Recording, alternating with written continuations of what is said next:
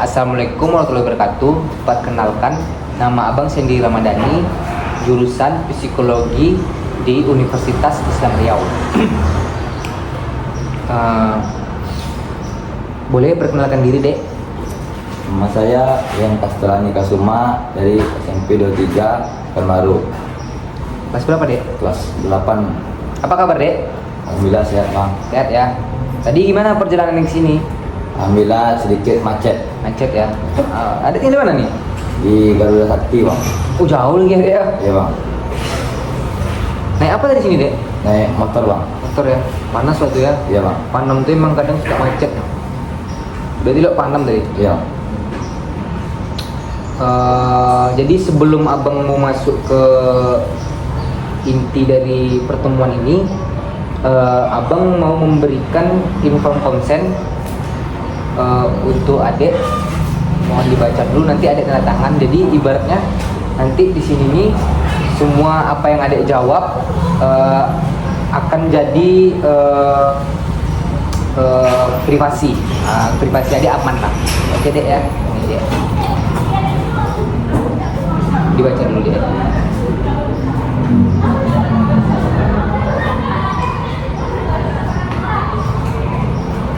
Oh. Tadi namanya siapa? Iam ya? Ya. Dari SMP 23 tadi ya. Kita lanjut ya, langsung ke intinya. Jadi di sini abang mau mewawancarai adik tentang gambaran regulasi emosi pada siswa SMP yang broken home. Siswa SMP broken home. Jadi kita lanjut langsung ke pertanyaannya ya, Dek ya. Yang pertama itu ada aspek penilaian emosi. Indikator pertamanya kemampuan untuk mengekspresikan emosi secara sehat. Pertanyaan yang pertama, Dek, yaitu bagaimana adik biasanya mengekspresikan emosi adik baik secara lisan maupun secara fisik. Kalau untuk mengekspresikan lisan itu, Bang, Iam biasanya nggak mau berkata-kata kasar, dan fisik pun Iam tidak bakal melakukan hal-hal fisik dan intinya tidak bagus lah untuk dilakukan kalau fisik tuh, Bang, apalagi kasar-kasar pada orang itu. Oh, oke. Berarti adik nih nggak suka lah yang melakukan hal-hal yang baru-baru kata-kata kasar ke orang, apalagi melakukan secara fisik juga ya, dia Iya. secara fisik ya. Boleh dikerasin lagi suaranya deh nanti ya. Terus kita lanjut ke pertanyaan kedua ya, di aspek pertama tadi. Pertanyaan kedua tuh, apakah adik merasa nyaman dalam berbicara tentang perasaan adik kepada orang lain? Kalau Iam lebih nyaman kalau Iam jujur tentang perasaan Iam pada orang lain. Kalau Iam tidak menyatakan perasaan Iam pada orang lain, Iam tidak bisa mengontrol emosi Iam. Kalau Iam lebih udah menyatakan perasaan Iam pada orang lain, Iam bakal lebih tenang dan lega. Jujur gitu ya, Ya. tentang perasaan Iam kepada. Jadi Iam tuh mengekspresikan emosi Iam secara jujur ya kepada orang lainnya. Oke. Terus kita lanjut ya ke pertanyaan ketiga. Bagaimana adik bereaksi terhadap emosi yang kuat seperti kesedihan, kemarahan? Contohnya tuh gini, bagaimana adik merespon emosi sedih atau emosi marah yang datang ke adik? Kalau itu Iam bisa mengontrol emosi Iam, karena Iam juga pernah lihat ayah kasar kepada ibu, dan Iam itu nggak suka kalau kasar-kasar itu. Makanya Iam nggak suka hal yang kasar-kasar, yang nggak baik itu. Jadi adik tuh ngerti lah cara respon emosi Ya, negatif. apalagi ke perempuan. Jadi tuh melihat contoh yang tadi itu, adik tuh nggak mau kayak gitu ya. Iya, Bang. Kita lanjut ke pertanyaan keempat ya. Apakah adik sering mengekspresikan emosi adik dengan cara yang sesuai dengan konteks dengan situasi yang kondusif gitu? Kondusif itu bisa dengan situasi yang ada gitu. Itu tergantung, Bang, tergantung tempat dan situasinya, Bang. Kalau tempat yang memungkinkan untuk apa yang bakal mengekspresikan emosi kalau tempatnya tidak memungkinkan dan situasinya tidak nyaman juga yang tidak bakal mengekspresikannya. Oh, jadi adik melihat situasi adik ya. Ya, Kalau tergantung mau situasi. mengekspresikan emosi itu lihat-lihat nanti ini cocok nggak ya, Ya. diekspresikan emosinya. Oke. Kita lanjut ke pertanyaan kelima ya adik ya. Bagaimana adik mengatasi stres atau tekanan yang berkaitan dengan emosi yang ada? Maksudnya bagaimana adik mengekspresikan stres adik atau tekanan adik yang berkaitan dengan situasi yang ada? Biasanya yang mengatasinya itu dengan menenangkan diri dan coba lebih baik supaya yang itu lebih bisa mengontrol diri. Karena kalau kita kasar tuh akan menimbulkan masalah-masalah baru dan yang ada makin parah masalah itu bang. Oke.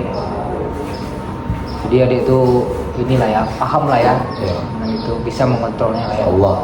Oke. Terus kita lanjut ke indikator kedua ya dek ya, kesadaran emosional. Pertanyaan pertamanya nih dek. Apakah adik cenderung mengabaikan atau menekankan emosi tertentu, atau adik mencoba untuk mengeksplorasi dan memahaminya? Iam lebih sering memahami bang, karena Iam sering juga memahami emosi itu dengan baik. Kalau dengan kasar itu masalahnya tidak akan selesai dan kita sulit untuk Menyelesaikan masalah tersebut. Oh, jadi paham lah adik ya. Ya. Jadi kalau itu tuh adik tuh dengan baik terus adik Ya. lakukannya. Karena Sedikit. kalau enggak itu nanti adik bisa memperkeruh suasana Ya. ya. Kalau adik secara Negatif, emosi ya, emosi negatif ya dek.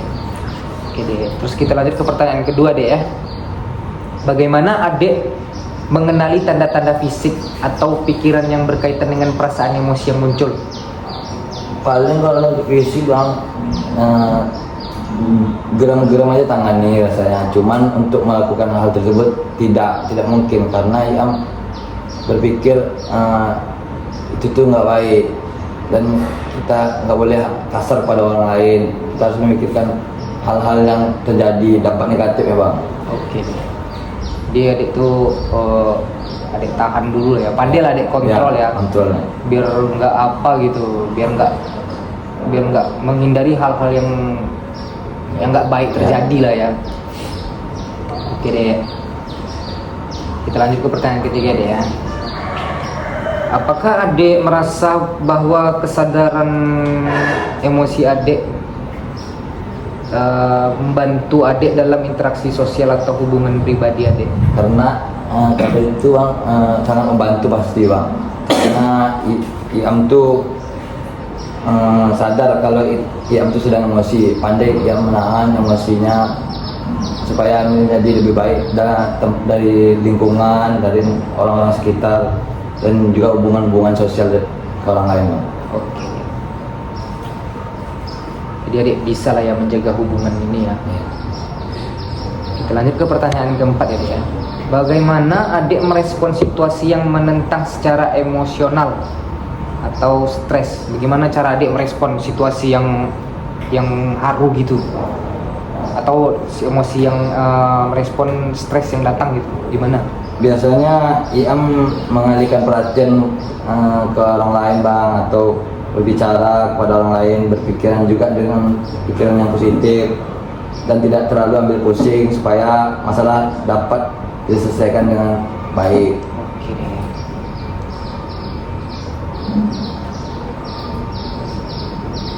Kita lanjut ke pertanyaan 5 ya dek ya.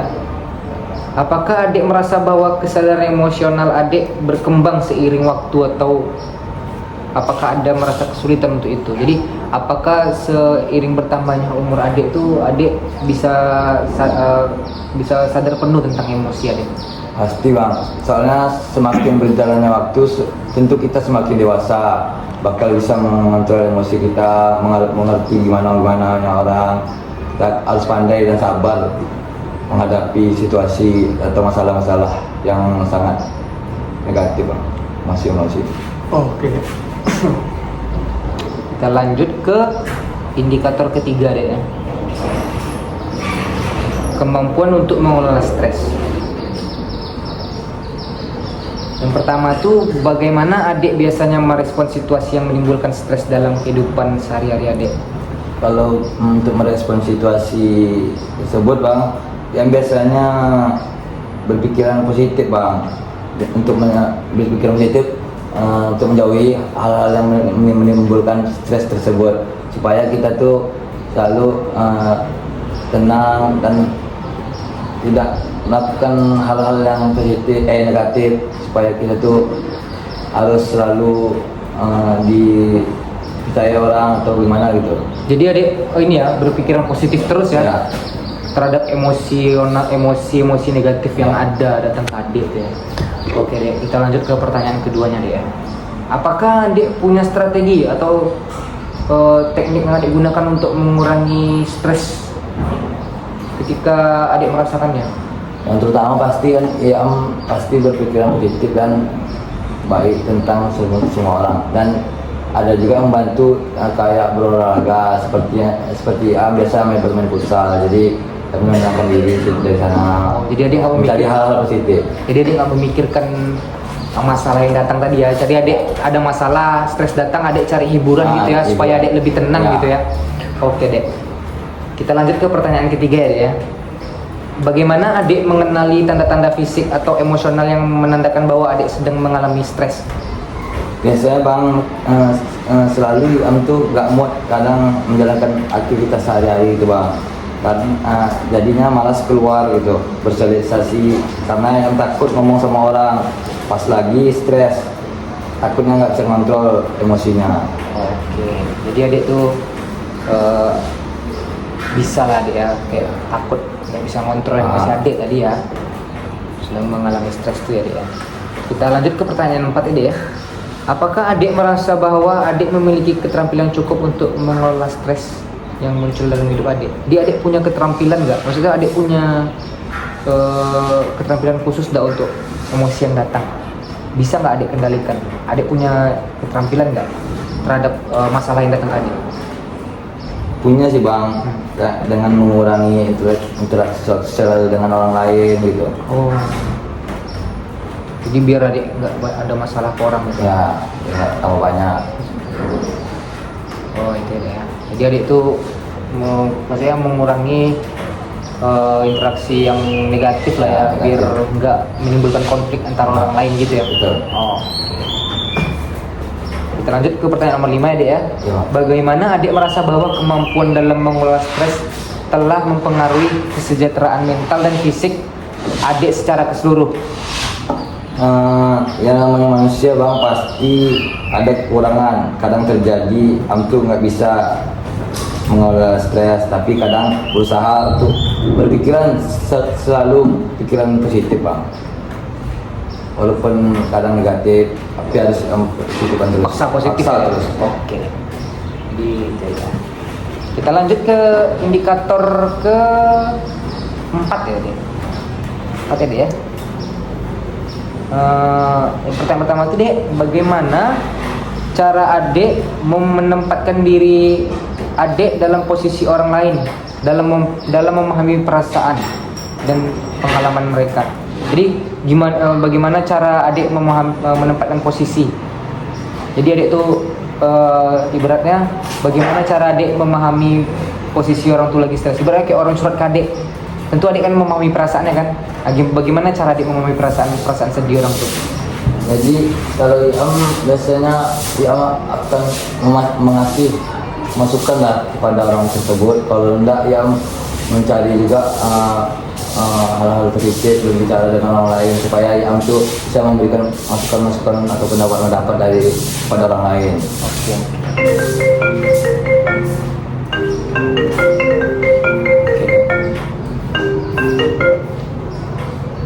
Terus kita lanjut ke pertanyaan kedua ya.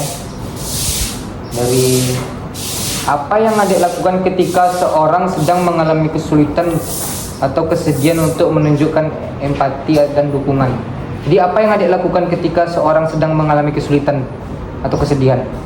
Kalau yang bisa bantu dari cara apa yang bantu. Kalau seandainya yang tidak bisa bantu, ya paling yang berdoa supaya anak tersebut bisa hilang dari apa tersebut. Dari kesedihan dia Kesedihan tersebut tersebut. atas bantuan adik ya. Ya. Oke deh. Kita lanjut ke pertanyaan keempat ya dia. Bagaimana adik memastikan bahwa adik benar-benar mendengarkan orang lain? Bagaimana adik memastikan bahwa adik benar-benar mendengarkan orang lain? Maksudnya apa? Ya gimana adik memastikan bahwa adik itu memang mendengarkan orang lain yang surat ke adik? Oh itu tergantung bang. Kalau memang dari Putus tuh yang tunggu putus tuh. cara bicaranya, dari apa namanya tuh, dari Kita ulang lagi adik ya. Ya. Bagaimana adik memastikan bahwa adik benar-benar mendengarkan orang lain dengan empati, bukan hanya secara fisik tetapi secara emosional juga. Jadi gimana kayak orang yang datang curhat ke adik itu bagaimana adik meresponnya, mendengarkannya secara emosional adik gimana coba? Tadi baru saya jelasin. yang pasti yang harus tenang dan sabar dalam menjelaskannya, dan juga kita harus mencari solusi tersebut supaya hal-hal atau masalah tersebut terselesaikan dengan baik. Oke, kita lanjut ya pertanyaan ke-5 ya Dek ya. Apakah adik ada pengalaman tertentu dalam hidup yang telah meningkatkan kemampuan adik untuk berempati terhadap orang lain? Maksudnya, apakah adik punya pengalaman dalam hidup adik untuk meningkatkan kemampuan adik perhatian terhadap orang lain? Pasti ada bang, soalnya Am sudah juga pernah mengalami hal tersebut. Makanya yang mengerti gimana orang yang terlalu curhat atau gimana, atau ada rasa empati yang ada untuk orang lain itu. Ada pengalaman lah adik ya Pengalaman. dengan situasi adik ya. Pengalaman tentang broken home ini ya Dek. Ya.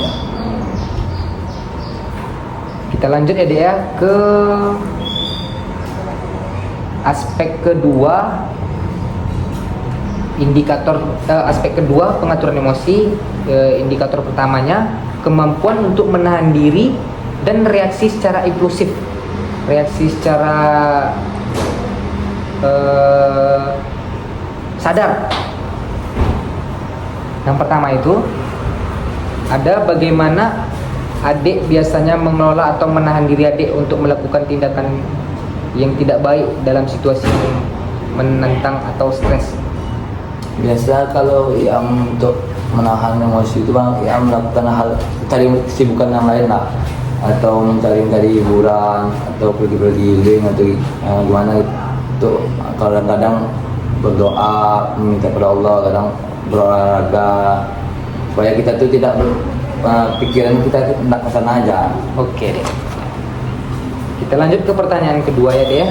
Apakah adik memiliki strategi khusus atau teknik untuk mengatasi dorongan yang tidak baik, terutama dalam keadaan yang memicu emosi adik?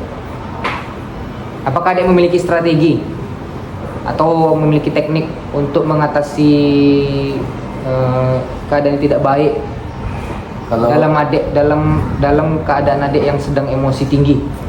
Kalau untuk strategi mungkin, Boleh dikerasin lagi soalnya? kalau strategi mungkin nggak terlalu ya bang, cuman ya pasti Am punya teknik untuk melakukan menahan emosi tersebut, supaya Am tuh bisa lebih tenang orangnya, lebih santai daripada kita tuh rusuh apa gitu, nggak apalah. Mikirin masalah tuh ya. Masalah tuh. Dia adik bisa lah mengelolanya. Mengontrol lah. Oke deh, kita lanjut pertanyaan kedua deh ya.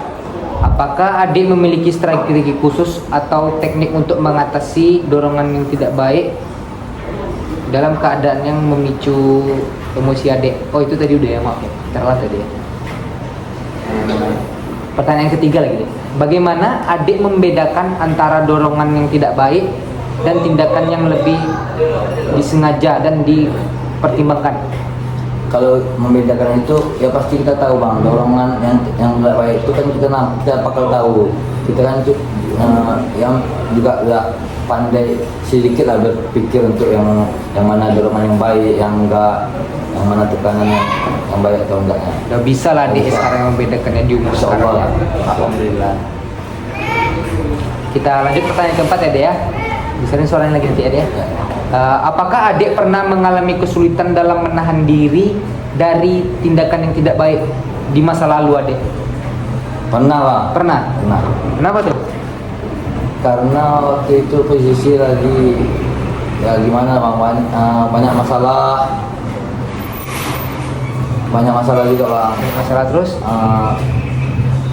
Berantem gitu. Siapa yang berantem? Orang tua. Jadi adik juga ikut emosi gitu orang tua. Orang tua Dengan keadaan yang sekarang. Kita lanjut ke pertanyaan 5 adik ya. Bagaimana adik merencanakan untuk tetap tenang dan berpikir jernih dalam situasi di mana adik merasa cenderung untuk bereaksi secara tidak baik? Bagaimana adik merencanakan? Bagaimana adik tetap tenang? Cara adik tetap tenang dalam keadaan yang tidak baik itu? Bagaimana cara adik? Itu kalau cara itu Bang paling yang cuma yang pasti itu adik tuh tidak melakukan hal-hal yang negatif, terlalu positif pikirannya, habis itu melakukan hal yang positif, yang baik. Kalau perlu supaya menghilangkan pikiran-pikiran yang emosi itu, yang negatif itu adik menghilangkan dengan cara berolahraga atau gimana gitu. Oke, kita masuk ke indikator kedua ya Dea, dari aspek kedua tadi, yaitu fleksibilitas dalam respon situasi yang memicu emosi. Jadi fleksibilitas fleksibilitas adik dalam merespon situasi yang memicu emosi adik ya. Jadi pertanyaan pertamanya tuh Dek, bagaimana adik biasanya menyesuaikan respon diri adik terhadap situasi yang memicu emosi adik? Responnya ya paling terima apa adanya, ya berusaha lah terus untuk apa selalu baik dan selalu positif lah gitu, supaya kita tuh tenang, lebih tenang, berdoa penting. Kalau misalnya nggak berjalan sesuai harapan adik, Kalau misalnya adik terima dengan situasi terima aja Bang, karena kita kan nggak tahu apa yang bakal terjadi ke depannya. ke depannya. Oh. Kita lanjut ke pertanyaan kedua ya Dek ya. Dari indikator kedua ya Dek ya. Apakah adik memiliki strategi khusus untuk tetap tenang untuk tetap tenang ketika adik dihadapkan pada situasi yang menantang secara emosi? Abang ulangi. Apakah adik memiliki strategi untuk tetap tenang dalam keadaan atau situasi yang menentang secara emosional adik? Secara emosi adik? Paling mencari kesibukan lah Bang, Ya. supaya kita tuh nggak kesana aja pikirannya, jadi kita harus Dialihkan pikiran. berdoa, mencari hal-hal yang baru, yang positif, Untuk mengalihkan pikiran tadi ya? mengalihkan Pikiran emosional yang tadi, yang rasa sedih gitu ya? Ya. Oke. Jadi kalau adik sedih itu adik pergi kayak mau olahraga Ya, kah? olahraga. Atau adik berpikir secara positif kah? Oke deh. Bagaimana adik mengelola perubahan dalam rencana atau skenario yang dapat memicu ketidaknyamanan? Jadi Bang ulangi ya, bagaimana adik mengelola perubahan dalam diri adik ketika ada skenario yang memicu keadaan adik yang secara frustasi? Bagaimana caranya? Cara mengubahnya tuh, Mengelola perubahannya tuh ya paling tuh biasanya mengubah itu secara pikiran aja sih Bang, dan juga melakukan apa yang positif lah gitu, dan supaya tidak terjadi hal-hal yang tidak diinginkan tuh, menambah masalah baru tuh. Oke ya. Jadi itu punya strategi Bang. Strategi. atas dasar pengalaman lah tuh ya. Dek. Ya. Bagaimana adik mengidentifikasi, bagaimana cara adik identifikasi dan menangani perasaan yang mungkin muncul saat adik menghadapi situasi yang memicu emosi adik? Bagaimana cara adik mengidentifikasi? Ibaratnya kayak gimana cara adik mengetahui emosi yang tidak baik itu datang ke adik? Mungkin dari pikiran. Tapi adik dalam keadaan emosi nih. Bagaimana kita tahu tuh? Ya bagaimana cara adik? Bagaimana adik mengidentifikasi? Oh ini aku lagi, nih Iam lagi emosi nih. Nggak boleh Am kayak gini. Bagaimana cara adik mengetahuinya tuh? Kadang dari Iam berpikiran ganda, pasti Iam tahu bakal emosi. Pikiran-pikiran yang nggak membuat kita tuh nggak emosi jadi emosi. Untuk mengatasinya, Iam harus melawan pikiran tersebut supaya Iam bisa melakukan hal-hal yang positif aja. Ini kita lanjut, oke deh. Ini kita lanjut dari pertanyaan 5, ini contoh deh. Ya. Apakah adik ada contoh di mana adik berhasil menyesuaikan respon adik terhadap situasi yang memicu emosi adik dengan cara yang positif? Ada nggak adik dalam kehidupan adik tuh adik punya contoh di mana saat adik bisa mengontrol emosi adik secara positif? Jadi ada masalah datang nih, mungkin adik waktu itu pernah main sama teman adik atau apa, dia bikin masalah terus ada nih emosi adik nih, tapi adik bisa mengontrol emosi itu. Ada nggak adik pengalaman seperti Ada itu? bang, Coba bang. ceritakan. Dari masalah Apakah adik ada contohnya? Coba contohnya masalah ceritakan bang. dari sekolah ada juga, dari Coba masalah ceritakan. cewek-cewek ada juga. Coba ceritakan. Kalau masalah untuk cewek-cewek itu bang, dia tuh pernah gitu diganggu gitu sama orang. Jadi cewek kita ini enggak, dia diganggu dan dia ngadu ke kita. Dia emosi tuh. Emosi tuh. Gimana cara dia kontrol emosinya tuh? Ya kita tahan aja, biar aja. Kalau memang dia Tergantung situasinya. tergantung situasinya. Kalau memang dia kayak gitu terus dan cewek ikut juga, ya udah gimana lagi. Kalau Udah adik terima dengan terima aja keadaannya. gitu. Oke deh. Kita lanjut ya dek ya ke indikator ketiga, kemampuan untuk menenangkan diri sendiri. Kemampuan untuk menenangkan diri sendiri ya. Apa strategi atau teknik yang biasanya adik gunakan untuk menenangkan diri adik ketika merasa cemas atau marah? Dia tuh sering berdoa, sholat, terus berolahraga, habis itu mencari hiburan lah gitu. Oke, hiburan. Kita lanjut ke pertanyaan kedua adik ya. Bagaimana adik mengidentifikasi tanda-tanda bahwa adik membutuhkan untuk menenangkan diri dan apa yang biasanya adik lakukan setelahnya? Jadi itu gini, bagaimana adik mengidentifikasi tanda-tanda fisik dan emosional bahwa adik membutuhkan ketenangan diri? Tanda-tanda fisiknya paling cuman diri ini tenang aja. Oke, lemas-lemas gitu ya, Dek? Lemas, Gak semangat nggak gitu. semangat gitu. Jadi mana lagi? Oke lah, Dek. Kita lanjut ke pertanyaan 3 deh ya. Apakah adik memiliki rutinitas atau kegiatan yang membantu adik merasa lebih tenang dan terpusat ketika adik merasa tegang atau gelisah? Ya yang seperti yang bilang tadi. Apa tuh Dek? Yang berolahraga, olahraga ya? main futsal. Apa lagi Dek? Yang sering juga bermain badminton. Jadi apa yang adik rasakan ketika main Masa olahraga? tenang bang. Tenang Jadi ya? nggak ada pikiran-pikiran itu lagi. Jadi adik fokus Hilang. olahraga. Fokus olahraga. Itu sifatnya bertahan lama atau sebentar Dek? Kalau itu tuh bertahan lama bang. Soalnya Bertahan yang sering juga berolahraga. Jadi adik kalau lagi emosi datang adik mengalihkan pikirannya dengan melakukan olahraga ya Dek ya? Aktivitas lah. Aktivitas olahraga agar pikiran adik lebih tenang. Ya lebih. Nggak adik lebih fresh. memikirkan masalah itu terus ya? Ya. Oke deh. Kita lanjut ke pertanyaan keempatnya deh ya. Bagaimana adik memastikan bahwa teknik atau strategi adik yang adik gunakan untuk menenangkan diri adik bekerja efektif dalam berbagai situasi dan dia berbagai dalam situasi saat stres? Bagaimana? Abang ulangi lagi. Ya. Bagaimana adik memastikan bahwa teknik atau strategi yang adik lakukan tadi itu tuh menenangkan diri adik, dia tuh bekerja efektif? Bagaimana? pasti yang berpikiran positif terus. Atau adik bisa kayak searching gitu, Bisa mencari masukan-masukan dari orang lain juga. kayak misalnya adik melakukan olahraga nih kan, terus adik tahu manfaat olahraga gitu, Ya betul. bisa menghilangkan stres gitu. Ya pasti dong.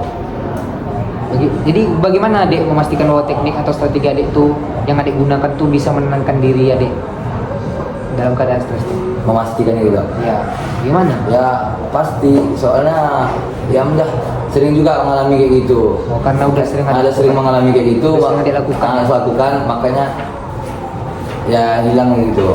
Memang pasti. Apakah adik pernah menghadapi situasi di mana adik sulit untuk menenangkan diri sendiri? Pernah sih bang. Pernah. Jika pernah, bagaimana adik mengatasinya? Mengatasi tekanan tersebut. Saya berusaha sholat, berdoa kepada Allah, minta gimana caranya supaya hilang pikirannya yang ini. Mantap adik ya. Bisa gitu. Kita lanjut ke indikator ke selanjutnya ya adik ya. Kemampuan untuk mengalihkan perhatian dari hal-hal yang memicu emosi negatif. Yang pertama itu dek, bagaimana adik biasanya mengalihkan perhatian adik dari hal-hal yang memicu emosi negatif tuh dek? Kalau yang memicu Bisa lagi suara boleh? kalau yang memicu perhatian negatif itu bang, ya biasanya lebih mencari kesibukan atau lebih sadar dengan orang lain, Oke dek. mencari masukan dari orang lain juga, supaya yang bisa banyak tahu tentang Mengontrol emosi. mengontrol emosi. Kita lanjut ke pertanyaan kedua ya dek ya. Apakah ada kegiatan atau hobi tertentu yang adik temukan efektif untuk mengalihkan perhatian adik dari perasaan yang tidak menyenangkan?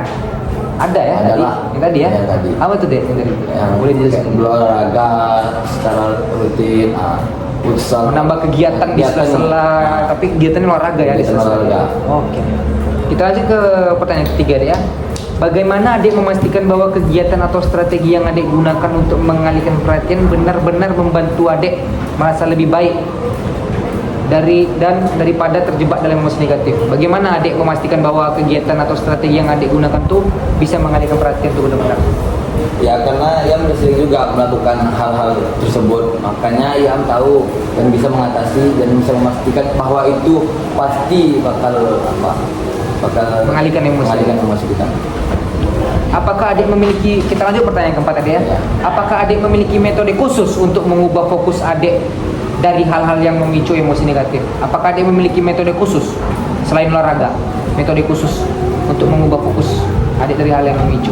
Ya jadi selain olahraga tuh adik punya metode khusus nggak? Banyak sih bang. Banyak apa aja tuh dek? Di sana kayak membaca-baca buku atau apalah. Oh adik suka senang baca buku juga ya? Oh menenangkan pikiran adik berarti ya? Oke. Nonton film, yang kritik. Kita lanjut ke pertanyaan kelima dek ya. Bagaimana adik menemukan keseimbangan antara mengalihkan perhatian dari emosi negatif dan menghadapi serta menyelesaikan masalahnya yang mendasarinya, masalah yang mendasarinya?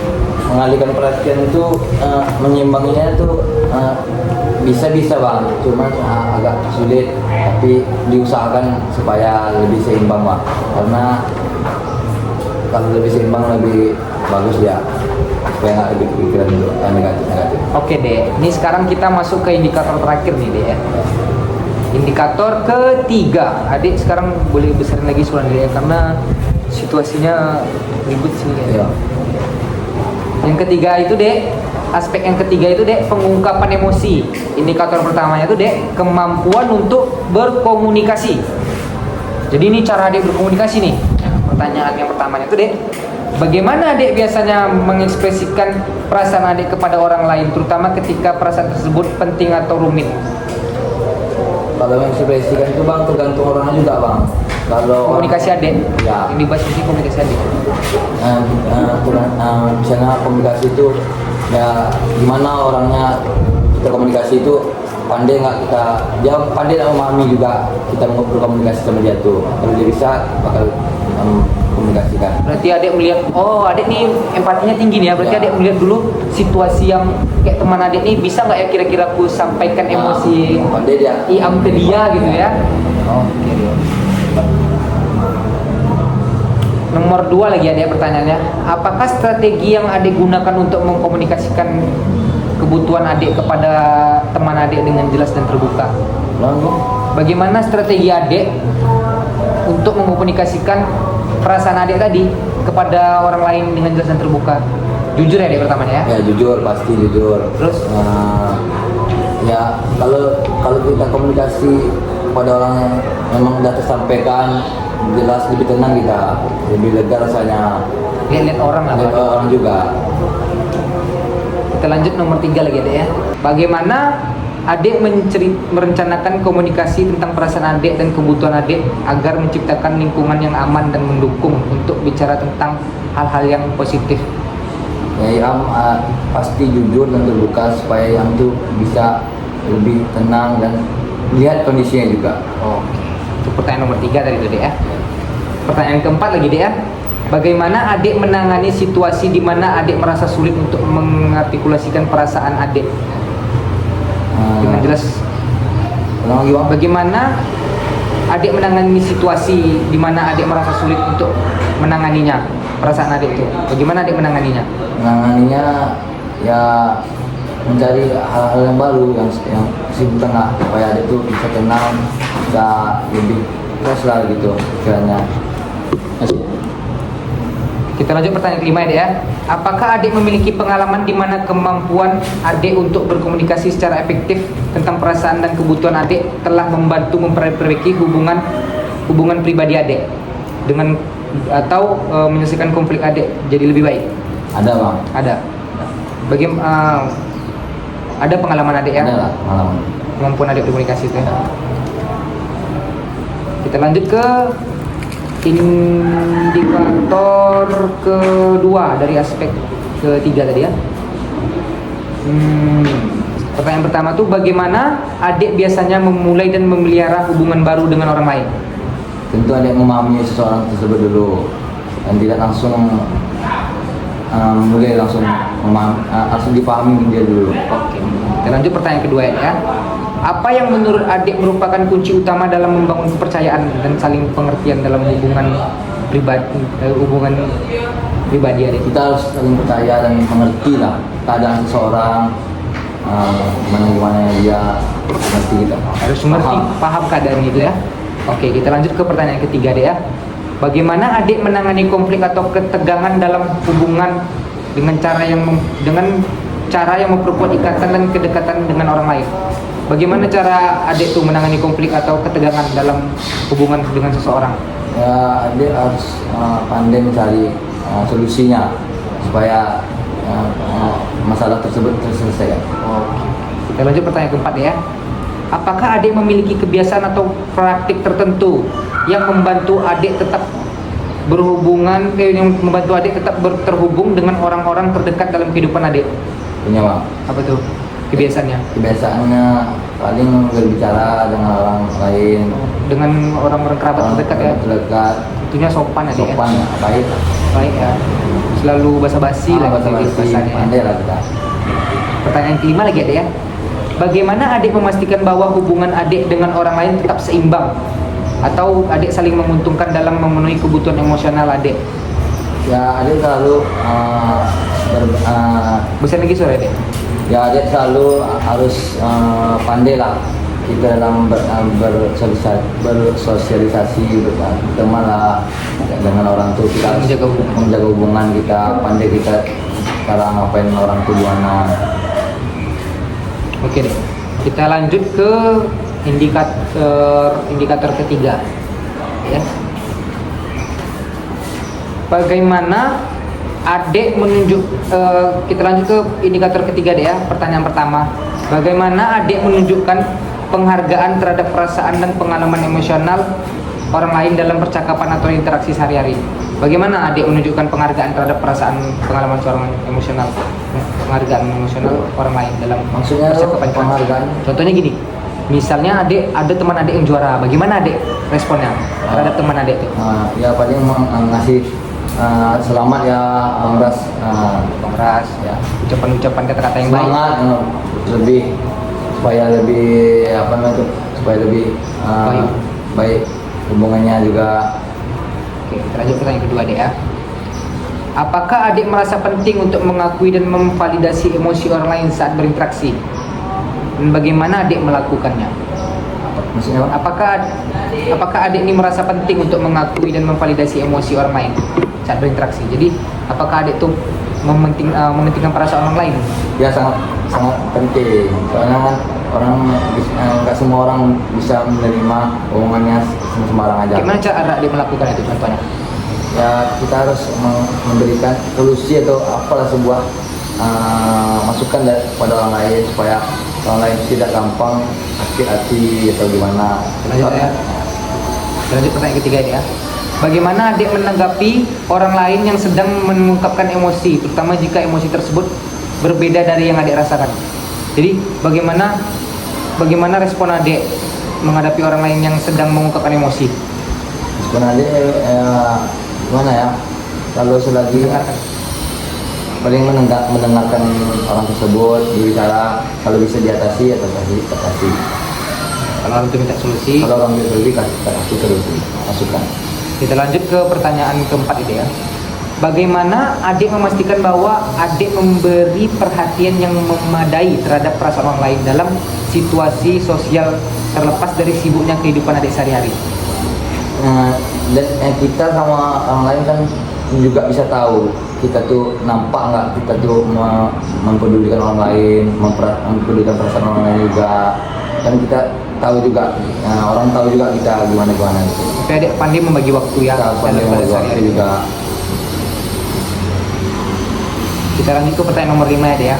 Apakah adik ada strategi atau praktik tertentu yang adik terapkan untuk meningkatkan kemampuan adik dalam menghargai dan merespon emosi orang lain? Ya, adik mencari masukan-masukan yang lain, gimana cara mengatasi solusi emosi yang lain-lain. Nggak hanya itu terus, kita harus mencari yang lain-lainnya, gimana cara mengatasinya, kalau gini gimana, kalau ini masalah gini gimana mengatasinya. Oke deh, kita lanjut ke indikator keempat. Ini terakhir adik ya. Pertanyaan pertamanya tuh, bagaimana adik biasanya menginterpretasikan itu tuh, bagaimana adik biasanya menunjukkan bahasa tubuh adik ke seseorang saat mereka sedang mengalami emosi tertentu? Gimana? Misalnya ada teman adik yang emosi nih, gimana bentuk tubuh adik, bentuk ekspresi tubuh adik, bentuk tindakan adik terhadap cewek adik yang lagi, misalnya adik punya teman cewek nih, dia lagi sedih nih, gimana adik bentuk tubuh adik, bentuk fisik adik untuk menyemangati dia, untuk menyemangati dia? Oh, paling ya kayak atau dia beri semangat, ya pas ya, di semangat ini bentuk fisik ya, ya. Misalnya kayak abang gini kayak di apa tuh coba di mana tuh di lulus pundaan apa ya, di semangat ya semangat, jangan sedih lagi. Kita lanjut ke pertanyaan 2 ya. Apakah adik menganggap penting untuk memahami bahasa tubuh orang lain sebagai dari interaksi sosial? Mungkin adalah pengalaman sedikit bang. Enggak, penting nggak menurut adik tuh memahami bahasa tubuh orang? Misalnya kayak orang lagi gelisah tuh, teman adik lagi gelisah pasti goyang kakinya kan? Ya. Nah, penting nggak memahami yang kayak gitu? Nggak terlalu sih. Penting nggak menurut adik? Penting ya dek ya. Mengapa tuh dek? Karena apa? Karena gimana ya, rasa empati itu yang tuh lebih tinggi. Karena adik suka memahami teman adik. Ya, misalnya teman adik lagi sedih tuh dia murung kan, tuh adik tanya langsung gitu. Dia curhat ke kita. Tuh enggak, adik tanya langsung kenapa sedih. Ya. Karena itu gunanya adik Ya. memahami bahasa tubuh itu. Kita lanjut ke pertanyaan nomor 3 gitu ya.